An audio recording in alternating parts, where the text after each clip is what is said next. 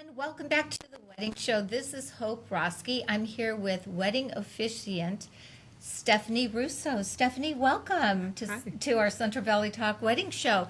So this is like a whole new thing for people to get into performing weddings. And we just had a DJ on who does that, but we really didn't tap base too much into what it's like to perform a wedding. Can you tell me a little bit about what it's like for you to perform a wedding for a couple? Sure. Yes, it's so it's really nice because you get to be a part of the wedding too. And you're almost like you're a part of the family.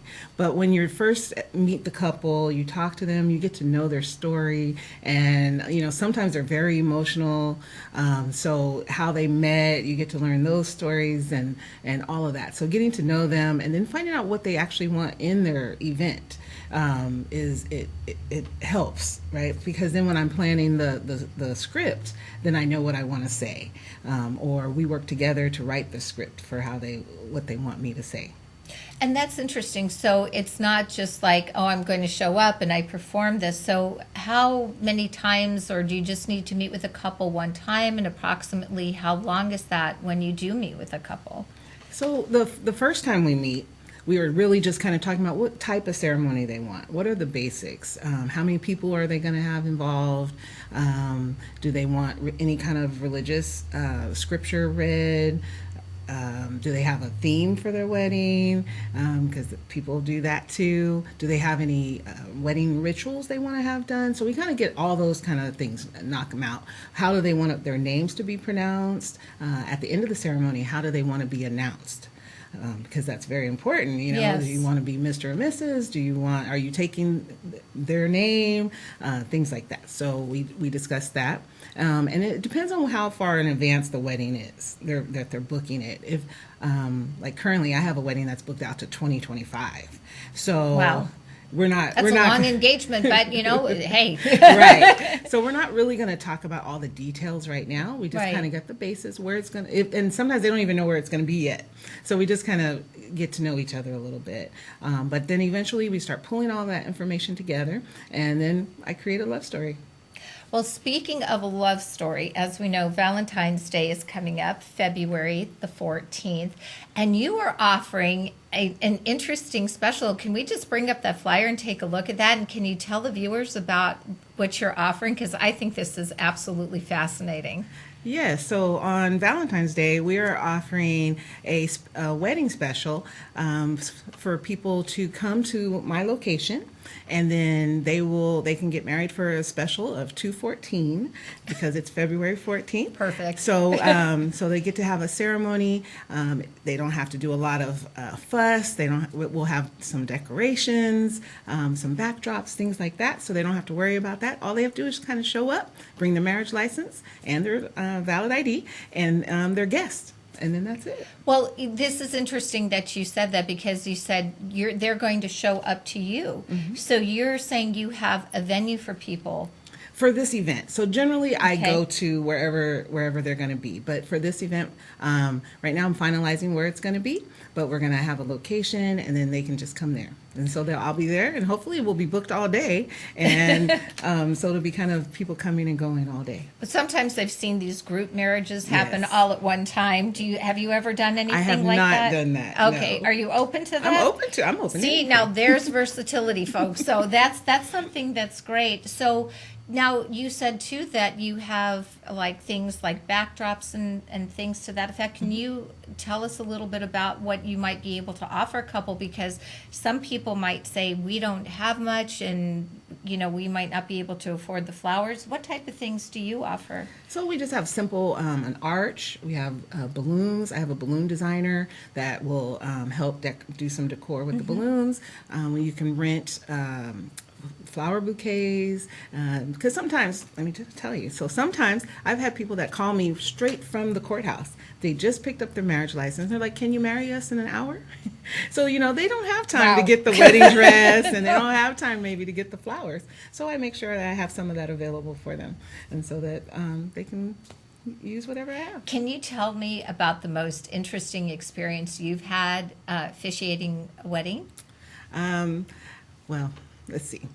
The most interesting, I'll hold off on that story because I don't Okay, want, I don't all want to right. embarrass the couple. They don't know all who they right, are. yeah. But I have had some. I did have a couple that they were. It was a young couple, and the gentleman was in the military, and he was going to be moving to Texas. And his bride had just moved here from another country, but he wanted her to go with him, and they couldn't get on base, live on base if they weren't married, and so he handled everything. He was very nervous, but he took control of it, and between the two of us, we worked it out. He didn't even know anything about a ceremony. He didn't know. He was like, we could do it at a restaurant, and all this kind of stuff. So, but in the end, we found a beautiful park, and we had the ceremony at the park, and him and his bride were so happy, and you get to see in their eyes, just see the love, and it was just so sweet. And then the next day, they were off to Texas. That's amazing. I think that's absolutely amazing. So, here's the thing: is that sometimes, although you may have something planned. Certain situations can happen. How do you go about backup plans? I mean, what do you offer, like if, not that you'd want to be sick or even a bride or groom are sick, what assurance do they have that the show can still go on for another date or somebody else who could take your place? Because I think that's important. These things have happened, especially in the COVID world today. Correct. Yes. So I do have other officiants that I work with. So if anyone could step in and do it, or if they want to back out, they can. They have that option. But I do have people that they can utilize. I think that's great. I mean, some of the things that people talk about is like how do you basically handle the planning situation? I mean, how does that basically unfold? They, like you said, they meet with you and you just talk about certain things. How long of a period of time does a typical wedding ceremony go? I mean, you may be obviously very busy, so how long do you usually stay at a particular place? Stay at each ceremony. I usually just stay through the actual ceremony part, and then sometimes maybe for some photos. Because sometimes they want the officiant to be in the photo. So probably maybe about an hour and a half. Often they'll say, "Oh, you can stay for the reception" and things like that. So sometimes we do that, but generally about an hour and a half. Do you ever offer, like, there might be a situation where a couple may not agree on something, so it's like one person wants one thing, somebody wants something else. How do you, as the officiant, kind of bring it together so everybody's in a harmonious place? Well, I mean, that's all part of getting married, right? We have to be able to learn how to compromise and things like that. So showing them that that's something that they need to look at. And then depends on what it is. If it's one wants you to say something and the other one doesn't, so then we just kind of change the words around. But they also get the opportunity to say their own vows. Right, so in their vows, they can say what they want to say. They can have me say what they want to say, and so that kind of eases it out, and they have their own moment. Well, when we talk about things like words of wisdom, what are some words of wisdom that you would give to a soon-to-be bride and groom? The main thing is people forget that the officiant is important. You cannot have a wedding without the officiant. So people often go and they plan the whole wedding. They get the wedding planner, which is important. They get the venue. They get the flowers. They do everything else. And then at the last minute, they get the officiant. But the officiant, we book up pretty quickly.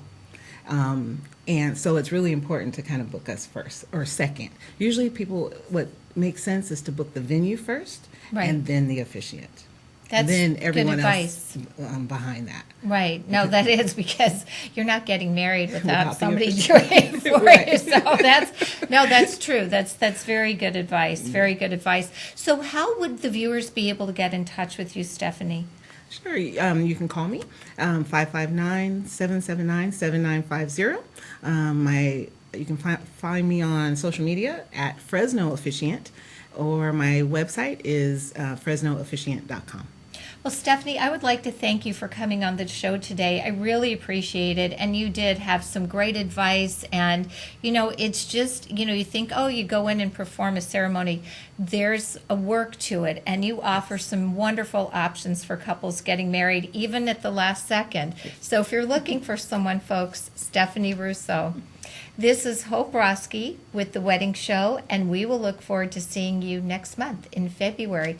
Make it a great day.